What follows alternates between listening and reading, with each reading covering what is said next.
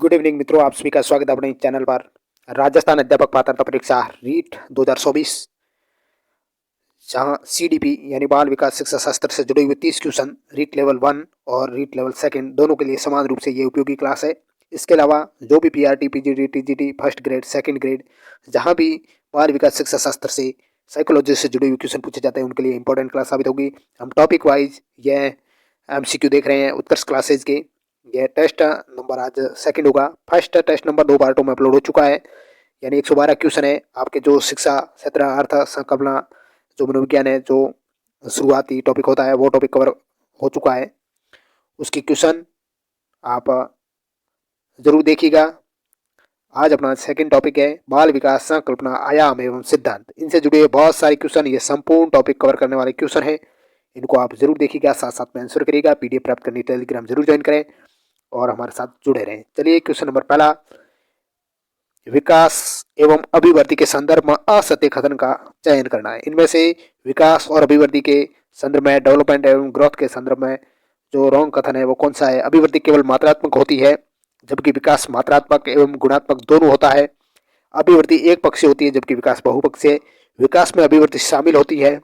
विकास में अभिवृद्धि दोनों सतत रूप से जीवन पर्यंत चलते हैं। असत्य कथन इसमें ऑप्शन डी असत्य है।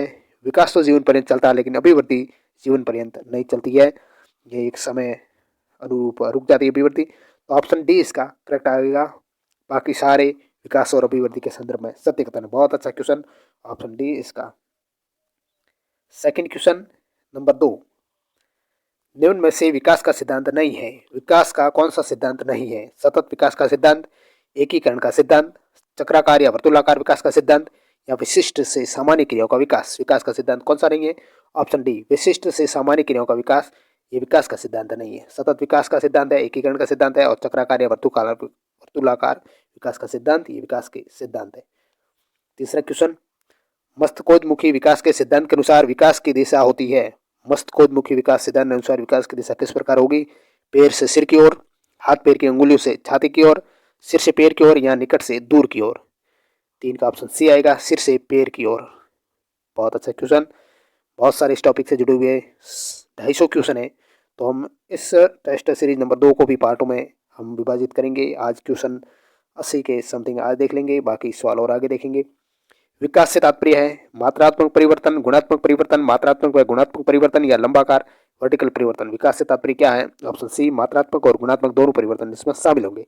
वृद्धि का संबंध है आकार में भार में वृद्धि, केवल भार में वृद्धि, केवल आकार में वृद्धि, या कोई नहीं वृद्धि होती है वो आकार और भार दोनों में होगी। 7वां क्वेश्चन है, निम्न में से विकास के बारे में असंगत है। विकास के बारे में असंगत कथन कौन सा है? यह निरंतर चलने वाली प्रक्रिया है, सभी की विकास दर समान नहीं होती है, विकास सदैव रेखीय होता है, या विकास की दिशा है वो निश्चित होती है। ऑप्शन सी करेक्ट, विकास सदैव रेखीय होता है, यह असंगत है। विकास बहुरेखीय होता है, निरंतर भी चलता है, विकास दर समान नहीं होती है, विकास की दिशा है वो निश्चित होती है। बहुत अच्छे ये टॉपिक है, संपूर्ण टॉपिक करने ये आपके कवर हो जाएंगे इन सवालों के साथ। वह विकासात्मक प्रगति जिसमें शरीर के केंद्रीय अंगों से परिधीय अंगों की ओर विकास होता है वो क्या कहलाएगा? मस्तिष्कोन्मुखी विकास, निकट से दूर की ओर, अनुदैर्ध्य, या ऊपर से नीचे की ओर। 7 का ऑप्शन बी होगा, निकट से दूर की ओर। मानव विकास परिणाम है किसका? केवल वंशानुक्रम का, वातावरण का, वंशानुक्रम और वातावरण की परस्पर अंतःक्रिया का, या सामाजिक कारकों का। ऑप्शन सी वंशानुक्रम और वातावरण की परस्पर अंतःक्रिया का मानव विकास परिणाम है।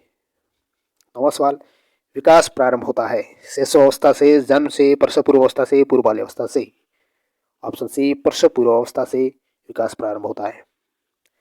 बाल विकास के संदर्भ में निम्न में से कौन सी युक्ति सबसे महत्वपूर्ण भूमिका निभाती है? पोषण एवं भोजन, प्रेम और देखभाल, वंशानुक्रम एवं वातावरण, शिक्षा एवं वातावरण। बाल विकास के संदर्भ में कौन सी युक्ति का सबसे महत्वपूर्ण भूमिका है? तो वो है वंशानुक्रम और वातावरण दोनों का। नेक्स्ट क्वेश्चन नंबर 11 सवाल, शिशु का विकास विभिन्न वातावरणीय कारकों से प्रभावित होता है, निम्न में से कौन सा इनमें शामिल नहीं है? पोषण, खेल मैदान, माता पिता का आर्थिक सामाजिक स्तर, या गुणसूत्र। ऑप्शन डी गुणसूत्र है वो वातावरणीय कारक से नहीं आता, यह अनुवांशिक कारक से आएगा। नेक्स्ट क्वेश्चन नंबर 12, मानव विकास के संबंध में कौन सा कथन गलत है? गलत कथन, विकास रेखीय होता है, विकास पूर्वानुमेय होता है, विकास निरंतर होने वाली प्रक्रिया है, विकास सामान्य से विशिष्ट की ओर चलता है। कौन सा कथन गलत है मानव विकास के बारे में? ऑप्शन ए विकास रेखीय होता है, ये गलत हो गया, विकास बहुरेखीय होगा या बहुपक्षीय होता है। 13वां क्वेश्चन, निम्न में से कौन सा कथन सही नहीं है? सही नहीं है कौन सा कथन? वृद्धि और विकास पर्यायवाची है, वृद्धि में मात्रात्मक परिवर्तन निहित है, वृद्धि जीवन पर्यंत नहीं होती, वृद्धि के साथ विकास भी होता है। 13 का ऑप्शन है, वृद्धि और विकास पर्यायवाची नहीं है।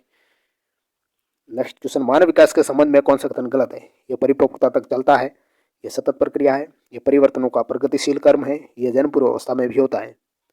ऑप्शन ए, यह परिपक्वता तक चलता है, ये गलत कथन हो गया। 15वां क्वेश्चन, किसी व्यक्ति के विकास के संबंध में क्या सही नहीं है? यह जन्म से मृत्यु तक जारी रहता है, वृद्धि विकास का एक हिस्सा है, परिवर्तनों को देखा और मापा जा सकता है। उपरोक्त सभी किसी व्यक्ति के विकास के संबंध में क्या सही नहीं है? ऑप्शन सी सही नहीं, परिवर्तनों को देखा और मापा जा सकता है, केवल महसूस किया जा सकता है विकास के संबंध में। नेक्स्ट क्वेश्चन नंबर 16, विकास और अभिवृद्धि है एक दूसरे के विरोधी, एक दूसरे के समान, एक दूसरे के पूरक या कोई नहीं? 16 का ऑप्शन सी होगा, ये एक दूसरे के पूरक है। बालक में वृद्धि और विकास का अध्ययन करने के लिए सर्वाधिक उपयुक्त विधि निम्न में से कौन सी होगी? तुलनात्मक विधि, मनोविश्लेषणात्मक विधि, सांख्यिकी विधि या विकासात्मक विधि? ऑप्शन डी विकासात्मक विधि है वो सर्वोत्तम विधि मानी जाएगी वृद्धि और विकास का अध्ययन करने के लिए। 18 क्वेश्चन, वातावरण में वह सब बाह्य तत्व आ जाते हैं जिन्होंने व्यक्ति को जीवन आरंभ करने के समय से प्रभावित किया है, ये कथन किसका है? कई बार ये एग्जाम आ चुका है। डगलस और हॉलैंड का, वुडवर्थ का, वुल्फ एवं वुल्फ का या हरलॉक का?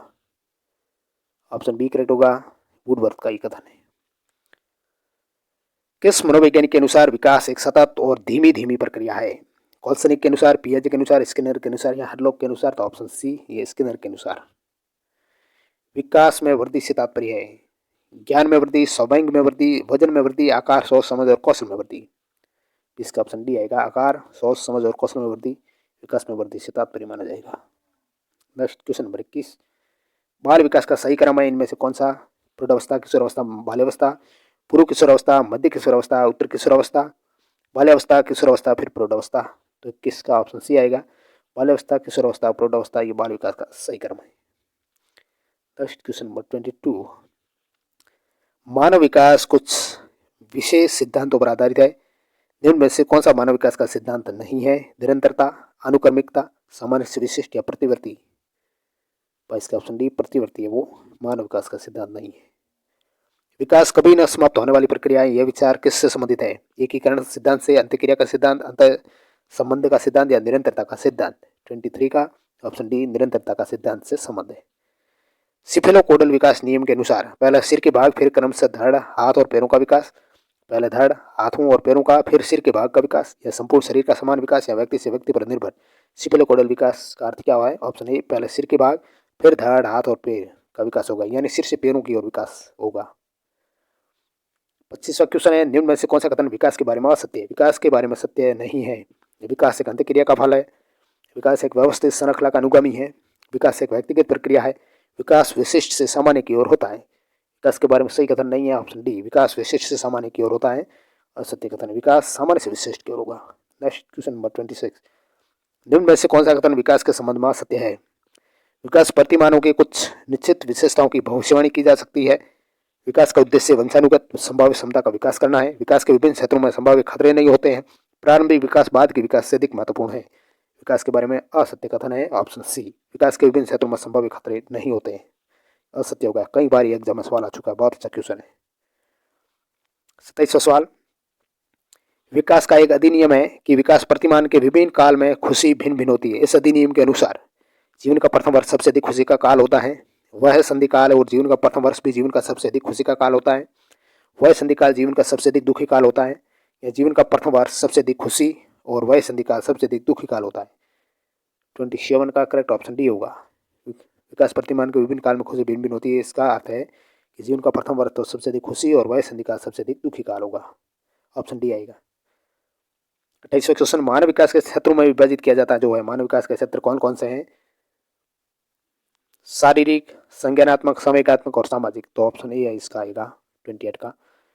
फिर 29 क्वेश्चन है, निम्न में से असत्य कथन छांटना है। विकास आंतरिक होगा, अभिवृद्धि कुछ समय के बाद रुक जाती है, अभिवृद्धि का एक निश्चित लक्ष्य होता है, विकास का सीधा मापन संभव नहीं। 29 का ऑप्शन सी अभिवृद्धि का एक निश्चित लक्ष्य होता है, यह असत्य है, कोई लक्ष्य नहीं होता है। 30वां क्वेश्चन है, निम्न में से वृद्धि और विकास के कौन से आयाम एक दूसरे से जुड़े हैं? शारीरिक, बौद्धिक, सामाजिक, संवेगात्मक, नैतिक एक दूसरे से परस्पर जुड़े हुए हैं कौन कौन से सिद्धांत? ऑप्शन डी ये संपूर्ण है, वो जुड़े हुए हैं एक दूसरे से, शारीरिक, बौद्धिक, सामाजिक, संज्ञानात्मक, नैतिक। बहुत अच्छा क्वेश्चन। 31 क्वेश्चन है, किस मत के अनुयायियों का कथन है कि विकास की क्रिया का आरंभ सिर से होता है? सामान्य से विशिष्ट की ओर, विकास प्रक्रिया के समान प्रतिमान, मस्तकोन्मुखी सिद्धांत या संगठित प्रक्रिया? ऑप्शन सी मस्तकोन्मुखी सिद्धांत कहता है कि विकास की क्रिया का आरंभ सिर से होगा। नेक्स्ट सवाल, विकास परिवर्तन श्रृंखला की वह अवस्था है जिसमें बच्चा भ्रूणावस्था से प्रौढ़ावस्था तक गुजरता है, ये कथन किसका है? कॉल का, ब्रिजिस का, स्पिस का या मुनरो का? तो ये कथन मुनरो का है, ऑप्शन डी आएगा 32 का। निश्चित तथा पूर्व कथन या प्रतिरूप का सिद्धांत किससे संबंधित है? अभिप्रेरणा से, अधिगम से, वृद्धि विकास या सभी विकल्प? सही है, ऑप्शन सी वृद्धि और विकास से संबंधित है। 37वां सवाल, एक सामान्य सुप्त कोष या जाइगोट में होते हैं 47 गुणसूत्र, 23 गुणसूत्र, 44 गुणसूत्र या 46 गुणसूत्र? ऑप्शन डी 46 गुणसूत्र होंगे। मानव शरीर का निर्माण करने वाले गुणसूत्रों की संख्या कितनी है? 40 काय गुणसूत्र, 46 लिंग गुणसूत्र, 44 काय गुणसूत्र या 23 काय गुणसूत्र? 35 का ऑप्शन सी 44 काय गुणसूत्र है, वो गुणसूत्र होंगे मानव शरीर का निर्माण करने वाले। बीज अवस्था में बीज को जिस पदार्थ से पोषण प्राप्त होता वह है युक्ता, यौक, प्लेसेंटा या शुक्राणु? 36 का ऑप्शन बी करेक्ट होगा, सॉरी बी होगा, यौक। 36 का ऑप्शन बी। बीज अवस्था में बीज को जिस पदार्थ से पोषण प्राप्त होता है उसे यौक कहा जाएगा, ऑप्शन बी 36 का। शिशु की तवचा और बालों का निर्माण किस परत से होता है? मेसोडर्म से, एंडोडर्म से, मध्यम परत से या एक्टोडर्म से? ऑप्शन डी एक्टोडर्म से शिशु की तवचा और बालों का निर्माण होगा। नेक्स्ट क्वेश्चन नंबर 38, निम्न में से गर्भ धारण के लिए जिम्मेदार हार्मोन कौन सा है? प्रोजेस्टेरोन, रिलैक्सिन, ऑक्सीटोसिन या estrogen? Option A progesterone hormone है गर्भ धारण के लिए जिम्मेदार माना जाता है। नेक्स्ट 39 क्वेश्चन, मेंडल ने अपने वर्ण संकरता के नियम में किस पर प्रयोग किया? चूहे पर, जिराफ की गर्दन पर, मटर के दानों पर या बिल्ली पर? 39 का ऑप्शन सी मटर के दानों पर।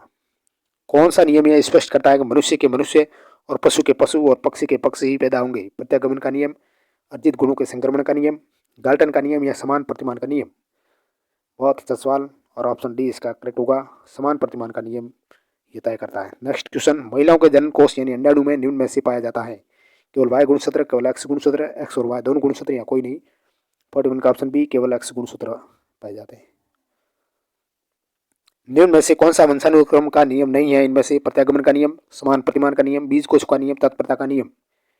ऑप्शन डी तत्परता का नियम है, वो वंशानुक्रम का नियम नहीं है। कौन सा सिद्धांत ये वर्णित करता है कि माता पिता द्वारा अपने जीवन काल में अर्जित गुण उनकी संतानों में संक्रमण हो जाता है? ये कौन सा सिद्धांत कहता है? प्रत्यागमन का सिद्धांत, जनन द्रव्य की निरंतरता का सिद्धांत, अर्जित गुणों के संक्रमण का सिद्धांत या गाल्टन का नियम? ऑप्शन सी अर्जित गुणों के संक्रमण का सिद्धांत। बहुत अच्छा ये सवाल। किसने कहा था कि एक बालक का विकास उसके वंशक्रम और वातावरण का गुणनफल होता है, यानी वंशानुक्रम इंटू वातावरण? ये कहने वाले कौन थे? 44 का ऑप्शन बी आएगा, ये वुडवर्थ का कथन है। बहुत अच्छा सवाल। समान प्रतिमान का सिद्धांत किसने दिया था? लेमार्क ने, गाल्टन ने, बीजमैन ने, सोरेनसन ने? ऑप्शन डी सोरेनसन का कथन है समान प्रतिमान का सिद्धांत, ये सिद्धांत है सोरेनसन का।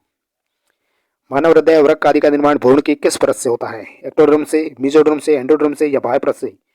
ऑप्शन सी एंडोडर्म से होता है। किसने कहा था कि जन्म के समय एक बालक का मस्तिष्क कोरे कागज यानी टेबुलर रासा के समान होता है? Crow and crow, John Locke, good enough या फ्राइड? 47 का ऑप्शन बी होगा, जॉन लॉक ने कहा था। 48 क्वेश्चन है, शिशुअवस्था की प्रमुख विशेषता नहीं है? शिशुअवस्था की कौन सी प्रमुख विशेषता नहीं है? तीव्र विकास की तीव्रता, जिज्ञासा की प्रवृत्ति, अनुकरण द्वारा सीखने की प्रवृत्ति या तार्किक चिंतन प्रक्रिया? 48 का ऑप्शन डी तार्किक चिंतन प्रक्रिया, ये शिशुअवस्था की विशेषता नहीं है। बहुत अच्छे से question REET all exam, C TET, TET, उनके लिए बहुत ही इंपॉर्टेंट ये क्लास है, ये संपूर्ण टॉपिक है, जरूर यहाँ से कई बार सवाल आते हैं। वैलेंटाइन के अनुसार सीखने का आदर्श काल है बाल्यावस्था, शिशुअवस्था, किशोरावस्था या उत्तर बाल्यावस्था? Option B शिशुअवस्था। शिशुअवस्था में शिशु के शरीर में मांसपेशियां कुल भार की कितनी होती है? लगभग 23%, 27 से 30%, 45% या 35%? ऑप्शन ए लगभग 23%। दांतों का निर्माण कब शुरू हो जाता है? जन्म के 5-6 माह बाद, गर्भकाल में 5-6 महीने से, 4-5 वर्ष में या कोई नहीं?